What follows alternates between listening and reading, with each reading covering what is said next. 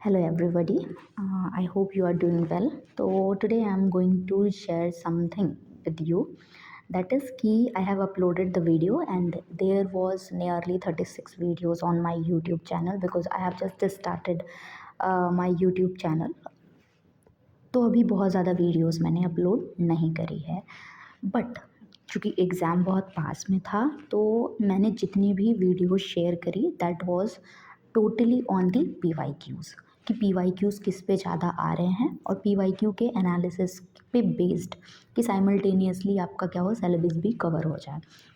तो उसको देखते हुए मैंने वीडियोस बनाया था and I am very happy कि वहाँ से आपको जो 2.5 मिनट की शॉर्ट्स होती है तो वहाँ से आपको 2 क्वेश्चन डायरेक्टली देखने को मिले हैं। वन वॉज फ्रॉम मोहज स्केल, ठीक है, and the second is from paper one, ठीक है, जो आपके स्वयं प्रभा के जो चैनल है ना वो आपको देखने को मिला है। एंड इसके अलावा भी जो लॉन्ग वीडियोस मैंने कवर किया है उसमें आपको वीडियोस अगर आपने देखा होगा तो आपको उसमें स्टॉकहोम कॉन्फ्रेंस में मेरे डर्टी डज़न यानी कि जितने पीओपीज़ हैं उसको कवर कराया था, तो वो सारी चीज़ें उसमें भी से भी क्वेश्चन पूछे गए थे। दूसरा इम्पॉर्टेंट पार्ट यूएनईपी प्रोग्राम जिसको मैंने अम्ब्रेला प्रोग्राम बोला और उसके बारे में सब कुछ बताया। तो ऑब्वियसली मतलब एक शॉर्ट पीरियड में जितनी बातें मैंने बताई उसमें में से मैक्सिमम चीज़ें you have noticed in your examination, right. तो ये तो हो गया कि ये मैंने बता दिया ओवरव्यू कि आप इस वीडियोस को जाकर अगर आपने अभी नहीं देखा है तो मे बी ये नेक्स्ट टाइम आपके काम आ जाए, नहीं देखा है तो नेक्स्ट टाइम के लिए देख लेना, तो वो काम आ सकता है। हो सकता है इसके अलावा भी और भी जो पी वाई क्यूज़ हों वो आ जाएँ क्योंकि पी वाई क्यूज़ देखो वो बहुत इंपॉर्टेंट है और पी वाई क्यूज़ के बेसिस पे if you are trying to cover your syllabus तो आपका क्या होता है सिलेबस भी कवर हो जाता है और पी वाई क्यूज़ भी हो जाते हैं और आपकी एनालिटिकल थिंकिंग भी डेवलप हो जाती है। एंड देन जब आप एग्जामिनेशन हॉल में बैठते हो तो आपको उनके क्वेश्चन की लैंग्वेज वो डिफ़िकल्ट नहीं लगती है and you are totally aware कि व्हाट द लैंग्वेज इज़, है ना, मतलब how the difficult level are, सारी चीज़ें you can easily handle out when you are able to handle the PYQs और उसकी हेल्प से आपका सिलेबस भी हो जाता है। तो आज सिलेबस पे भी थोड़ा सा डिस्कस कर लेंगे कि व्हाट द सिलेबस और क्या बोलते हैं नेक्स्ट टाइम के लिए हाउ टू प्रिपेयर। तो सिलेबस देखना बहुत ज़रूरी है, सिलेबस में क्या क्या चीज़ें हैं, सिलेबस को देखो और उससे रिलेटेड क्वेश्चन करो, then it will be helpful for you. देखो तो यहाँ पर आपका सिलेबस आ गया है, ठीक है। तो पहले तो आपसे पूछा जाता है पेपर वन, तो पहले मैं पेपर वन डिस्कस करने जा रही हूँ और उसके बाद पेपर टू को डिस्कस करेंगे, राइट। तो ये है आपका general paper on teaching and research aptitude, ठीक है। पेपर वन है आपका, आपसे क्या पूछा जाता है रिसर्च के बारे में कि रिसर्च क्या है, रिसर्च कैसे करते हैं, क्या क्या स्टेप्स होते हैं, ठीक है, कितने टाइप के होते हैं, ठीक, टीचिंग कैसे होती है, पहले कैसे पढ़ाते थे, अब कैसे पढ़ाते हैं, बीच में कैसे पढ़ाते थे, ये सब पूछा जाता है, ठीक है। तो पेपर वन में आपका जो जो ऑब्जेक्टिव है वो उन्होंने बोला हुआ है यहाँ पर, लेकिन हम देख रहे हैं कि टीचिंग एप्टीट्यूड पहला पहला यूनिट में आपको क्या बोला जाता है टीचिंग एप्टीट्यूड। टीचिंग एप्टीट्यूड में पहले तो आपको क्या पता होना चाहिए, मेमोरी, अंडरस्टैंडिंग, रिफ्लेक्टिव, ये तीनों पार्ट हैं इसके, ठीक, ये पता होना चाहिए, ज़रूरी पार्ट है ये। Characteristic of basic requirement, basic requirement में समझ लो कि कुछ भी, ये बेसिक के नाम पे कुछ भी पूछ सकते हैं आपसे। Basic is not so basic, है ना, जैसे हम कहते हैं ना कि common sense is not so common, so ऐसा ही कुछ एनटीए के साथ भी है। लर्नर्स के कैरेक्टरिस्टिक क्या क्या हो सकते हैं, ठीक है। क्वेश्चन आपको लगेगा अभी सिलेबस देख के लगेगा कि हाँ it is very easy, but जब आप चाहोगे इसको करने के लिए तो you will get the answer like कि A B A C A D, तो it was like more confusing.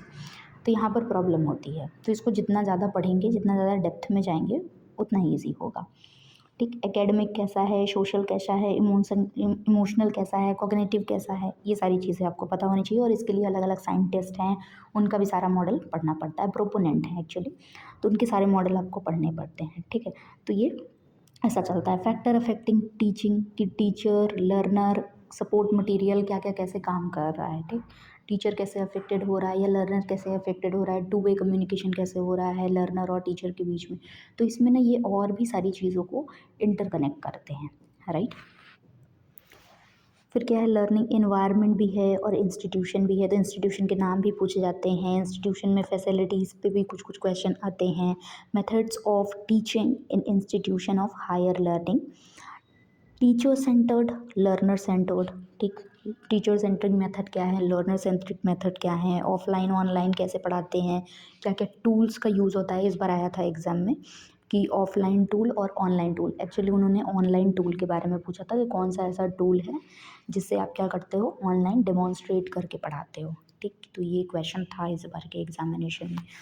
Like स्वयं है, स्वयं प्रभा से भी इस बार क्वेश्चन आया हुआ था कि स्वयं प्रभा का जो चैनल नंबर 4 है वो कौन सा है जो मैनेजमेंट देखता है, ठीक है। तो उसको मैंने वीडियोस में एक्चुअली कवर करवाया था। मूक्स प्लेटफॉर्म क्या है, ठीक। मैसिव ओपन ऑनलाइन कोर्सेज के कौन कौन से प्लेटफॉर्म हैं और कौन कौन से कोऑर्डिनेट्स हैं, वो सारे नाम भी पूछे जाते हैं। अब देखो, टीचिंग सपोर्ट सिस्टम में आपको आईसीटी से कनेक्ट करके पढ़ना पड़ेगा कि आईसीटी के कौन कौन से टूल हैं जो यहाँ पे हेल्प करेंगे। इवैल्यूएशन सिस्टम पे क्या क्या काम करोगे, हाँ। चॉइस बेस्ड क्रेडिट सिस्टम मान लो पूछ लिया कि कब आएगा, कब आया था हायर एजुकेशन में, ठीक। कंप्यूटर बेस्ड तो पूछता है आईसीटी से थोड़ा सा कनेक्ट करके। इनोवेशन क्या क्या हो रहे हैं, क्या क्या भी नए टूल आए हैं, ऐसा करके कुछ क्वेश्चन। यूनिट 2 क्या है, रिसर्च एप्टीट्यूड पे है, ठीक है। यूनिट 2 किस पे है, रिसर्च एप्टीट्यूड पे है। इससे पूछा जाता है रिसर्च का क्या टाइप है, क्या मीनिंग है, क्या कैरेक्टरिस्टिक है। पॉजिटिविज्म और पोस्ट पॉजिटिविज्म पे बहुत क्वेश्चन आते हैं। Actually these are the qualitative and quantitative approach, ठीक है। तो ये अलग अलग नाम से भी जाने जाते हैं, इस तरीके से भी।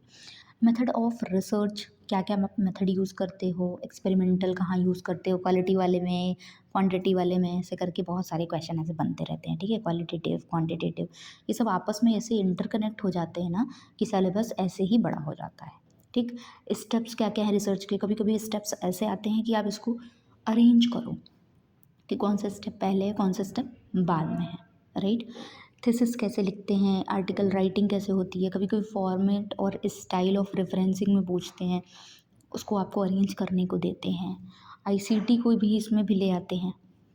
और फिर आपसे रिसर्च एथिक्स भी पूछी जाती है, क्या आपको करना है, क्या आपको नहीं करना है, क्या करोगे तो क्या होगा, क्या नहीं करोगे तो कैसे पेनल्टीज़ लगेंगी। कॉम्प्रिहेंशन, ठीक है, ये बहुत ही इम्पॉर्टेंट और बहुत ही ऐसा बोल सकते हो कि आपको मार्क्स दिलाने वाला है ये, ठीक है। पैसेज ऐसा होता है कि आप पैसेज देखो, बहुत इंपॉर्टेंट पॉइंट होता है कि आप पैसेज में ही आपके आंसर्स हैं उसको ध्यान से पढ़ो और उसके बाद से उसके आंसर ड्राइव करो, ठीक। एक दो आंसर तो होते ही होते हैं उसमें, आपको डायरेक्टली मिल जाएगा। हाँ, जो नहीं मिलेगा वो आपकी प्रायर नॉलेज पे बेस्ड रहेगा, उससे आप डिराइव करोगे, लेकिन ये अच्छा एक पार्ट है स्कोर करने के लिए।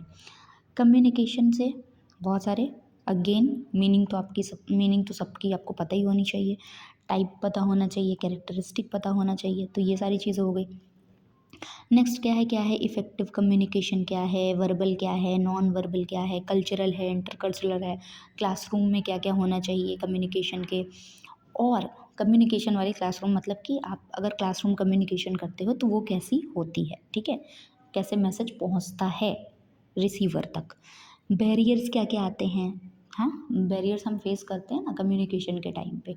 कोई कोई कुछ बोलता है, क्या पूरा समझ में आ जाता है, नहीं, कभी कभी बहुत दूर खड़ा होता है तब नहीं समझ में आता, कभी कभी उसकी बातें बहुत, वो थका है, बीमार है तो बहुत अच्छे से नहीं बोल पाएगा। तो इस तरीके के कुछ बैरियर्स होते हैं, अलग अलग फिजियोलॉजिकल बैरियर अलग हो गए आपके, और साइकोलॉजिकल बैरियर अलग हो गए। किसी ने आपको पागल ही मान लिया है कि तुम तो पागल हो, तुमसे बात ही करना बेकार है, तो ऐसा कुछ बन जाता है। तो बैरियर ये क्रिएट होते हैं कम्युनिकेशन में, जब अभी आगे कवर करेंगे तो we will talk about this elaborately.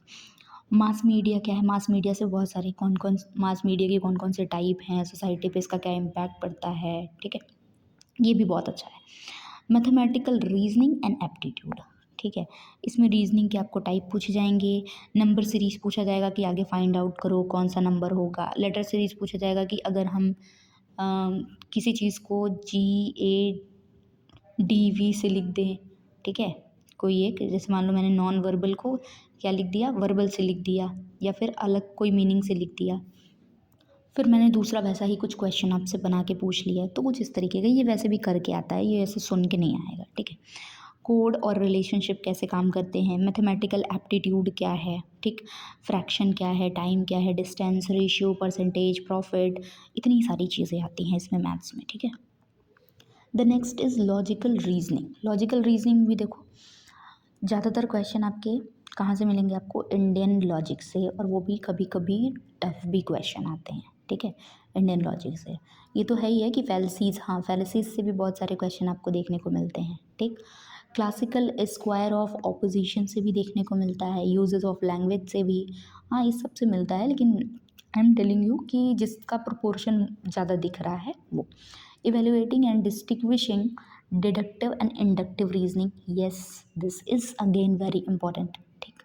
Analogies क्या क्या होते हैं, वेन डाइग्राम कैसा होता है, प्रमाणास के कितने प्रकार हैं, शब्द है, प्रत्यक्ष है, अनुमान है, उपमान है ना, अर्थापत्ति है, अनुपलब्धि है, ये सारे प्रकार है ना, जो इतने सारे इनके टाइप दिए हुए हैं, ये भी इक्वली इम्पॉर्टेंट है, क्योंकि इससे ही क्वेश्चन फ्रेम होते हैं। आपको एक दो इसके इस पे क्वेश्चन आया था इस बार एक्चुअली, जैसे मैंने इसको भी कवर अभी, एक्चुअली मैंने वो उस वीडियो को पोस्ट नहीं करा है, यस, लेकिन इसको मैंने कवर करा था।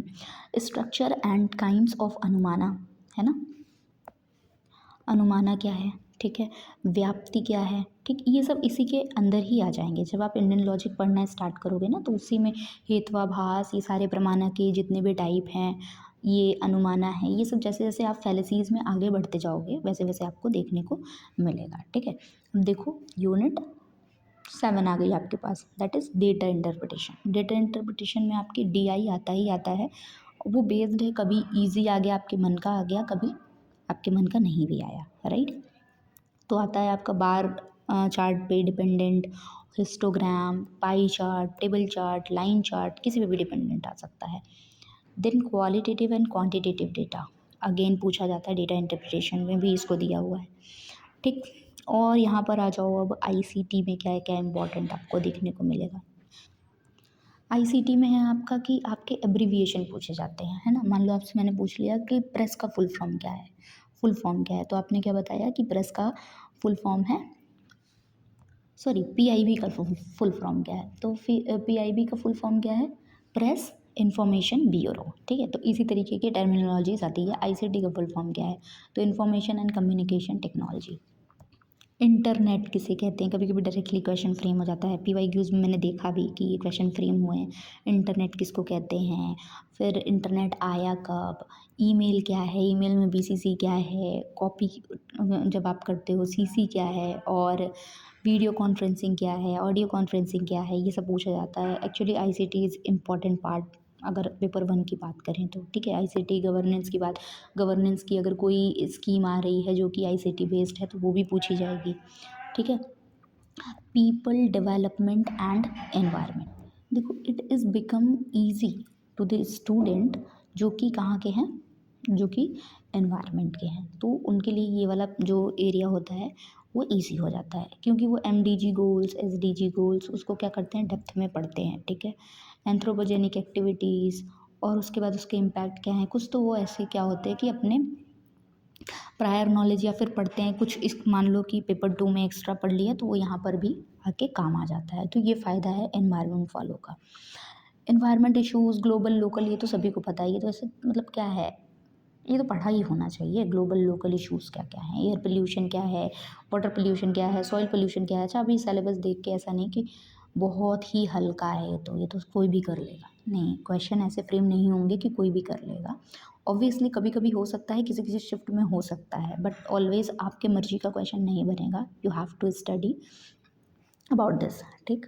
वेस्ट क्या है, और फिर उसके बाद क्लाइमेट चेंज कैसे होता है, सोशो इकोनॉमिक क्या क्या फिनोमेना है, क्या क्या डायमेंशन है, उसको कवर करना, ह्यूमन हेल्थ को देखना, उसका क्या इम्पैक्ट है। जैसे पूछा जाता है कि फ्लूरोसिस का रीज़न बता दो आप, या फिर कोई एक पर्टिकुलर बैक्टीरिया है, या पर्टिकुलर कोई भी एक फंगल है, तो वो सब डिजीज़ का कॉज क्या है, ऐसा कुछ क्वेश्चन आ जाता है आपके पास।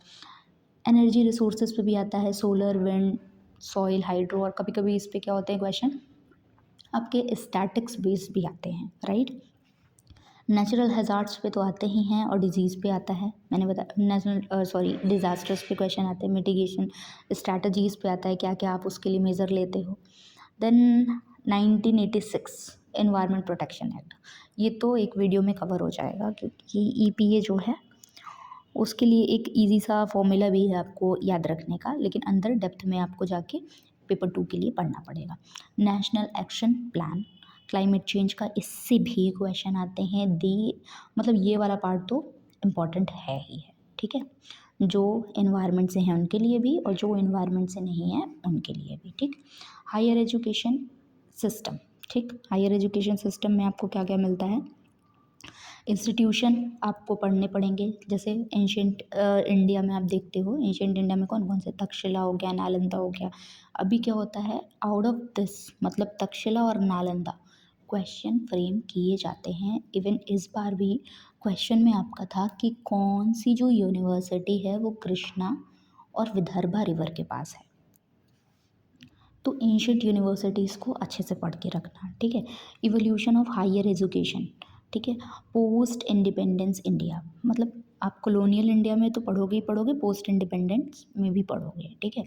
जैसे कि आपका जो सारे चार्टर एक्ट आए हैं वो सारे भी आपको याद रखने पड़ेंगे। चार्टर एक्ट के क्या दूसरे नाम हैं वो भी याद रखने पड़ेंगे। ओरिएंटल, कन्वेंशनल, ये सारे नॉन कन्वेंशनल कौन कौन से मेथड हैं पढ़ाने के। ओरिएंटल पहले ज़माने में पढ़ाया जाता था, उस मेथड को बोलते हैं जिसमें हम लोग क्या करते हैं, अपने कल्चर को ज़्यादा सपोर्ट करते हैं, राइट। कन्वेंशनल क्या होता है, नॉन कन्वेंशनल क्या होता है, फिर उसके बाद प्रोफेशनल और टेक्निकल और स्किल बेस्ड जो एजुकेशन है, अभी एमएसएमई चल रहा है, उसका क्या इम्पैक्ट है, उसमें क्या क्या चीज़ें हैं, वो सारी चीज़ें। वैल्यू एजुकेशन, जब आप एनईपी वगैरह पढ़ते हो तो उसमें भी ये सारी चीज़ें आती हैं, तो वो आपको पता होना चाहिए। पॉलिसीज़ क्या क्या आ रही हैं गवर्नमेंट की, मतलब एक आपने देखा कि पेपर 1 का बहुत ब्रॉड सिलेबस था and this video for everyone. तो इसमें मैंने इसीलिए क्या किया है, पेपर 1 को केवल कवर किया है, ठीक है। पेपर 1 का पूरा सिलेबस मैंने बताया है। देखो 5 क्वेश्चन ईच कैरिंग 2 मार्क्स, ठीक। अभी क्या है कि हर आपके यूनिट से क्या होगा, 5 क्वेश्चन ये पूछेंगे और आपको 2-2 नंबर मिलेंगे, ठीक है। तो 10 यूनिट है तो 5 इंटू 2 कितने हो गए, 10 क्वेश्चंस, सॉरी 10 मार्क्स। तो 10 यूनिट है तो कितने मार्क्स का हो गया, 100 मार्क्स का हो गया, है ना। तो 50 क्वेश्चन हो गए आपके और 100 मार्क्स हो गए, राइट। तो ये कितने का है आपका, 100 मार्क्स का है। 50 क्वेश्चन यहाँ से फ्रेम होने वाले हैं, ठीक।